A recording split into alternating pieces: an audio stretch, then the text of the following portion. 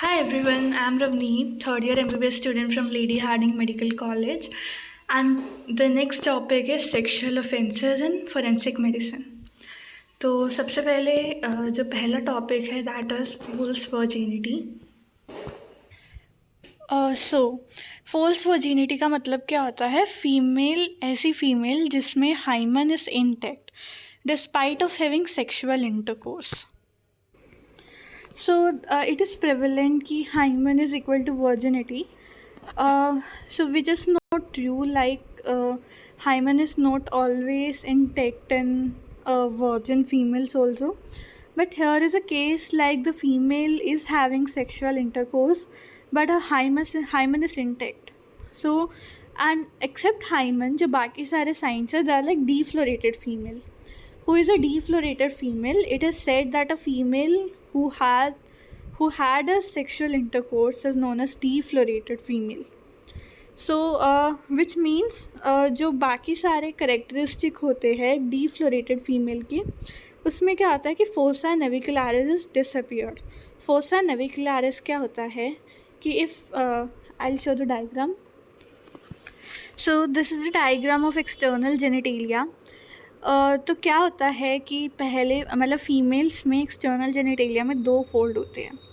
एक तो labia majora which we can see outside. तो ये जो लेबिया मेजोरा है ये कवर करता है लेबिया माइनोरा को। तो यहाँ पे क्या हो रहा है, लेबिया माइनोरा दिख रही है। तो जो वर्जिन फीमेल्स होती है उनमें लेबिया मेजोरा कवर कर देता है एंड लेबिया माइनोरा इतना विजिबल नहीं होता। लेकिन those are not a virgin, उनमें लेबिया मेजोरा भी विजिबल होता है, लेबिया माइनोरा भी विजिबल होता है। तो जो लेबिया मेजोरा है ये पोस्टीरियर कमीशर बनाती है and then inside we have labia minora. Labia minora anteriorly clitoris को लाइक कवर करती है and labia minora posteriorly attached होती है लाइक ये पूरा लेबिया माइनोरा है। एंड उसके बाद हमें दो बीच में like we have urethral orifice anteriorly and vaginal orifice posteriorly. And ये जो वेजाइना है ये ऊपर से म्यूकोसा से कवर्ड है which is known as hymen.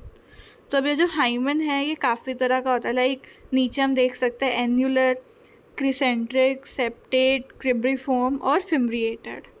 तो क्या होता है कि जो हाइमन है और जो पोस्टीरियर कमीशर है, हाइमन एंड पोस्टीरियर कमीशर, इनके बीच में जो जगह होती है उसे कहते हैं फोसा नेविकुलरिस। एंड एंटीरियरली दो लेबिया माइनोरा के बीच में जो स्पेस होता है उसे कहते हैं वेस्टिब्यूल। तो vestibule is anteriorly covered by clitoris and posteriorly by vaginal opening, और लेटरली क्या होगा, लेबिया माइनोरा। तो ये होती है normal anatomy. So what do we see in a women who is not a virgin? सबसे पहले तो फोसा नेविकुलरिस इज डिसअपियर्ड।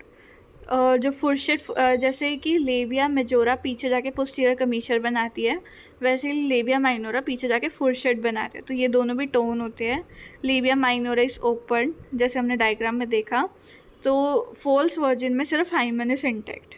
तो हाइमन इंटैक्ट क्यों है? इट इज़ पॉसिबल कि वो बहुत ज़्यादा थिक है या बहुत ज़्यादा लूज है या बहुत ज़्यादा इलास्टिक है, इसलिए वो रप्चर नहीं हुआ। हाँ, तो इसमें ही आता है, ये तो हो गई हमारी फॉल्स वर्जिनिटी। फॉल्स वर्जिनिटी के बाद होता है कि एक और केस है जहाँ पे hymen is not torn which is sexual assault of a child, क्योंकि चाइल्ड में क्या होता है, hymen is very much deep seated. And third is की जो फिम्ब्रिएट टाइप है that is confuse with hymen tear. लेकिन फिम्ब्रिएट टाइप में जो नोचेस है वो बहुत एसिमेट्रिकल होती है, they are covered by mucosa. और जो हाइमन है उसमें, हाइमन टीयर में सब कुछ नहीं होता। हाइमन टीयर में जो नोचेस है they extend up to the wall, fimbriate में ऐसा नहीं होता। हाँ, तो how do we examine the hymen? तो हम एक रोड यूज़ करते हैं जिसे कहते हैं ग्लेस्टर कीन रोड। ये ग्लोब लाइक स्ट्रक्चर है, इसको हम वजाइनल कैविटी में इंसर्ट करते हैं। फिर जब हम उसे बाहर निकालेंगे तो इल्यूमिनेट करके हम हाइमन का स्ट्रक्चर मतलब देख सकते हैं। Next topic is dead bone. Dead bone क्या होता है? जब फीटस यूट्रस में ही फीटस की यूट्रस में ही डेथ हो जाए तो कुछ साइंस होते हैं कि जैसे ही वो फीटस बोर्न होगा तो we can see rigor mortis, या फिर rigor mortis we know, we discussed it in the 2019 paper. Then we have maceration, mummification and putrefaction. अब इन तीनों में क्या डिफरेंस होता है that will see through this diagram. तो सबसे पहले क्या है कि this is a diagram of uterus, and uterus के अंदर सैक है, सैक के अंदर एमनियोटिक फ्लूइड और फीटस है. तो क्या आता है मेसरेशन में, जो हमारा सैक है वो इंटैक्ट है और एमनियोटिक फ्लूइड की जो लेवल है वो भी एडिक्वेट है और अंदर डेड बेबी है. मम्मीफिकेशन में क्या होता है, सैक इंटैक्ट है लेकिन amniotic fluid is very scanty, जिसकी वजह से ब्लड सप्लाई डिक्रीज हो जाती है एंड इसकी वजह से डिहाइड्रेशन हो जाएगा, जिसे हम मम्मीफिकेशन कहते हैं. Last is प्यूट्रीफेक्शन. प्यूट्रीफेक्शन में क्या होता है, एमनियोटिक सैक ही रप्चर हो जाता है तो बाहर से बैक्टीरिया आके प्यूट्रीफेक्शन करवाते हैं.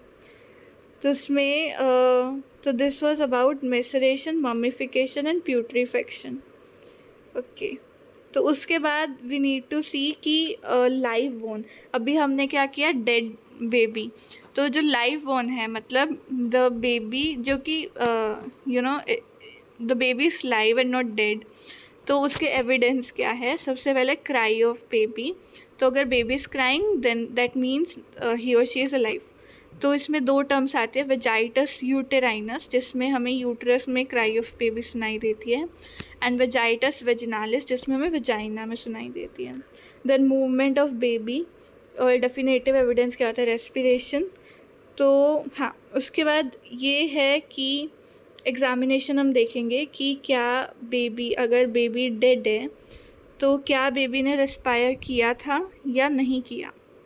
तो अगर रेस्पायर किया है तो जो शेप ऑफ चेस्ट है वो एक्सपेंडेड होगी, एंड जब हम इंस्पायर करते हैं तो डायफ्राम डिसेंड होता है, तो जो डायफ्राम है वो नीचे होगा, +3 रिब्स नीचे चला जाएगा. अगर रेस्पायर नहीं किया तो 3rd 4th रिब पे होगा.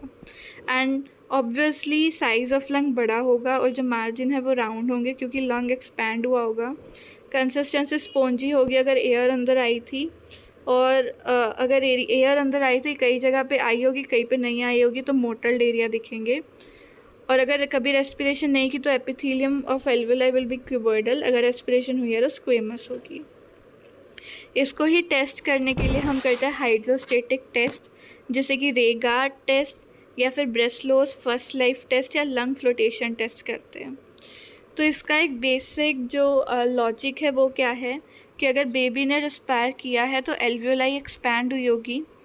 बिना रेस्पिरेशन के लंग की specific gravity is greater than 1 and respiration के बाद the specific gravity is less than 1. तो अगर हम स्पेसिफिक ग्रेविटी 1 का मतलब है वाटर की स्पेसिफिक ग्रेविटी, अगर रेस्पिरेशन की है तो स्पेसिफिक ग्रेविटी 1 से कम होगी तो वो फ्लोट करेगा. अगर रेस्पिरेशन नहीं हुई तो स्पेसिफिक ग्रेविटी 1 से ज़्यादा होगी और वो सिंक कर जाएगा.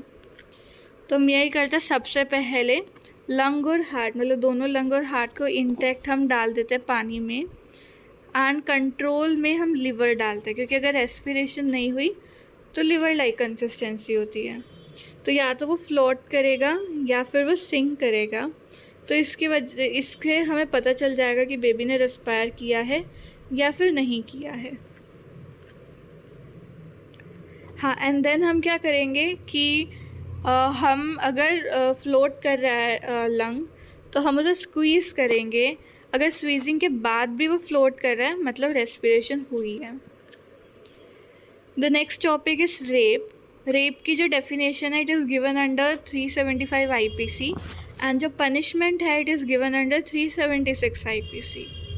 तो रेप की डेफिनेशन क्या है, जब there is penetration of penis into vagina, anus, urethra या माउथ, या फिर इंसर्शन ऑफ एनी ऑब्जेक्ट और any body part into vagina, anus, urethra या माउथ, या इनमें एप्लीकेशन ऑफ माउथ है, या फिर there is manipulation of any part of victims body to cause penetration into vagina, anus and urethra. अगर ये 4 acts against her will या without her consent, या उसने कॉन्सेंट दी due to any fear of death या hurt, या उसे लग रहा है कि वो उसका हस्बैंड है, या शी इज़ इनसेन, इंटॉक्सिकेटेड और अंडर इन्फ्लुएंस ड्रग, या फिर वो 18 ईयर्स से कम है, या फिर वो कम्युनिकेट नहीं कर सकती। इन सब सिचुएशन में a man is said to have committed a rape on a women. तो इसमें इम्पॉर्टेंट पॉइंट ये है कि अगर पेनिट्रेशन नहीं है तो भी अगर स्लाइटेस्ट टच है ग्लांस पीनस का वजाइना पे, it is considered as rape. Victims mostly females होती है। इंडिया में only males can be punished, except अगर गैंग रेप में किसी फीमेल ने हेल्प की है तो वो भी प्रोसिक्यूट हो सकती है। तो minimum age of giving consent क्या होती है? 18 ईयर्स। अगर 18 ईयर्स से लेस एज की लड़की के साथ सेक्सुअल इंटरकोर्स हो रहा है, that amounts to statutory rape. 18 years से कम के लड़के या लड़की के साथ अगर कोई सेक्सुअल असोल्ट हो रहा है, then it is dealt under POCSO act. So now 376 IPC में इसकी पनिशमेंट दी गई है। तो उसके अंदर सब सेक्शन है like A B B C D E. तो ए में पनिशमेंट है कि अगर जो विक्टिम है वो शी डाइज और गोज इन कोमा या फिर परसिस्टेंट वेजिटेटिव स्टेज, इसमें डेथ सेंटेंस तक दी जा सकती है। ए बी में है अगर rape against girl less than 12 years of age, इसमें भी डेथ सेंटेंस दी जा सकती है। बी में आता है अगर husband rapes his wife during the separation period. C में आता है कि अगर कोई पर्सन ऑफ अथॉरिटी ऐसा करता है। डी में आता है गैंग रेप। डी के आगे सब पार्ट है D A and D B. D A में लेस देन 16 ईयर्स की अगर विक्टिम है, डी बी में लेस देन 12 ईयर्स। ई में आता है रिपीट ऑफेंडर्स। नेक्स्ट में कम टू क्लिनिकल एग्जामिनेशन। तो हम 2 क्लिनिकल एग्जामिनेशन करते हैं, रेप अक्यूज़ की, रेप विक्टिम की। रेप अक्यूज़ में आपको आप विद फोर्स कर सकते हो, आपको उसकी कॉन्सेंट की ज़रूरत नहीं होती। लेकिन कब? जब आपसे पुलिस रिक्वेस्ट करे। Police should not be below the rank of sub inspector. It comes under 53A CRPC। अगर अक्यूज खुद चाहता है कि मेरी एग्जामिनेशन हो तो it comes under 54 CRPC। Accused में हम क्या करते हैं? Lugol's iodine test. What we do, तो इससे पहले हमें समझना Locard's principle of exchange. Locard's principle of exchange करता है अगर 2 बॉडी सरफेस आपस में कांटेक्ट में आते हैं तो उनके सेल्स एक्सचेंज हो जाते हैं। तो अगर there was a sexual intercourse, जो वेजाइना के एपिथेलियल सेल्स है वो पीनस पे आए होंगे, तो हम पीनस से स्वाब लेते हैं। They are expose to iodine vapours. अगर वो ब्राउन हो जाए तो वो पॉजिटिव है। तो ये 4 दिन तक पॉजिटिव रहता है। तो हम लुगोल्स आयोडीन टेस्ट करते हैं रेप अक्यूज में। रेप विक्टिम में हमें कॉन्सेंट चाहिए होती है। हम फ्लूइडिन ब्लू टेस्ट करते हैं, तो इसमें we detect recent micro injuries. So this was about rape and clinical examination. Next we come to criminal abortion. Criminal abortion में कुछ मेथड्स होते हैं जो कि अडॉप्ट किए जाते हैं। पहला मेथड इज़ ड्रग। तो ऐसी ड्रग्स जो कि अबॉर्शन करवा सके उन्हें कहते हैं अबॉर्टिफिशिएंट ड्रग। 2 तरह की होते हैं, एग्बोलिक और एमिनागोग। एग्बोलिक क्या होता है? जो यूटेराइन कॉन्ट्रैक्शन बढ़ा देती है, जैसे कि क्यूनिन, अर्गोट और ईस्ट्रोजन। इमेनागोग होते हैं जो मेंस्ट्रुअल ब्लड फ्लो बढ़ा देती है। तो इसमें आता है boss drug, BOSS, borax, oestrogen, Sevin, sanguinarine. तो कुछ ऐसी ड्रग्स होती है विच आर GI इरिटेंट्स, जैसे कि कैस्टर क्रोटोन।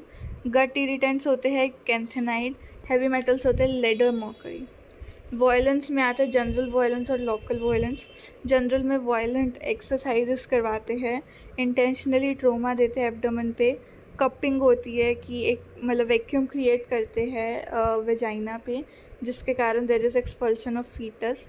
लोकल वायलेंस में आता है सिरिंजिंग, जिसमें हम यूट्रस में एयर या सॉफ्ट वाटर डाल देंगे, या फिर rupture of membranes using pointed things, या फिर अबॉर्शन स्टिक के ऊपर हम कैस्टर या केलोट्रोपिस डालते हैं, तो ये भी एक्सपल्शन ऑफ फीटस करवाता है। या फिर dilation of cervix by drugs, या फिर स्लिपली एम्बार्क। तो इसमें क्रिमिनल अबॉर्शन में कॉजेज़ ऑफ डेथ क्या आता है? यूट्रस में इंजरी या यूट्रस में रप्चर हो सकता है जिसकी वजह से हेमरेज होता है, शोक हो सकता है, एम्बोलिज्म हो सकता है और सेप्सिस हो सकता है। तो इसके बाद MTP which is dealt in the 2019 paper solving वाला video. The next topic is battered baby syndrome. इसको हम Caffey syndrome, Caffey Kempe's syndrome, parent infant traumatic stress syndrome या फिर माल ट्रीटमेंट सिंड्रोम भी कहते हैं। बैटर्ड चाइल्ड क्या है? ऐसा चाइल्ड जिसको रिपीटेटिव फिजिकल इंजरीज मिली है due to any non accidental violence, जो कि उसके खुद के पेरेंट या गार्डियन ने की है। तो प्रीडिस्पोजिंग फैक्टर क्या है? Mostly male childrens less than 3 years ऑफ एज आर अफेक्टिव, यंगेस्ट या एल्डेस्ट चाइल्ड अफेक्ट होता है, और अनवांटेड या इलेजिमेट चाइल्ड। फैक्ट फीचर्स क्या होता है पेरेंट या गार्डियन के? अनमैरिड कपल, लिटरेसी लेवल में भी लो, अनएम्प्लॉयड, स्मोकर, ड्रग अब्यूज़, या वो खुद बचपन में बैटर्ड चाइल्ड होंगे। फीचर्स होता है कि जब पेरेंट हॉस्पिटल में आएगा तो इंजरी कुछ और होगी, वो एक्सप्लेनेशन कुछ और देगा। जैसे कि एक्चुअली में अगर बेबी के लॉन्ग बोन में फ्रैक्चर है, लेकिन पेरेंट विल से कि वो खेलते वक्त फर्श पे फिसल गया। दूसरा है कि इंजरी अगर 1 हफ़्ता पहले हुई है और वो 1 हफ़्ता बाद आ रहे हैं, एंड 1 हफ़्ता बाद आने का वो एक्सप्लेनेशन नहीं दे सकते। थर्ड इसकी बहुत सारी इंजरीज़ है और सभी अलग अलग स्टेजेस ऑफ हीलिंग में हैं। इंजरीज़ कैसी होती है? पहला, there can be laceration of oral mucosa, क्योंकि क्या होता है जब चाइल्ड इज़ क्राइंग तो पेरेंट इरिटेट हो गए फोर्सफुली उनका माउथ क्लोज करते हैं, जिसकी वजह से there is laceration of oral mucosa या tearing of lip frenulum. Second है स्किन पे slap mark, lash mark, pinch mark होंगे। आई में रेटाइनल डिटैचमेंट, रेटाइनल हेमरेज दिख सकती है। बर्न्स हो सकते हैं, सिगरेट मार्क्स हो सकते हैं, एंड कई बार क्या होता है कि बच्चे के हाथ या पैर को गर्म पानी में डाल देता है तो ग्लव एंड स्टोकिंग पैटर्न और स्कार्स दिखता है। कई बार हॉट वाटर पे ज़बरदस्ती बिठा देते हैं बच्चे को, तो जो लोअर पार्ट ऑफ एब्डोमेन और अपर पार्ट ऑफ थाई है वो डैमेज हो जाता है।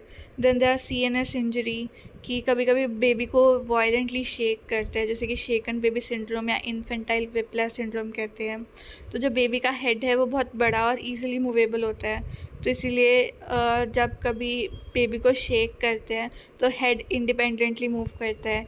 हेड में ब्रेन और जो स्कल की बोन है वो इंडिपेंडेंटली मूव करती है।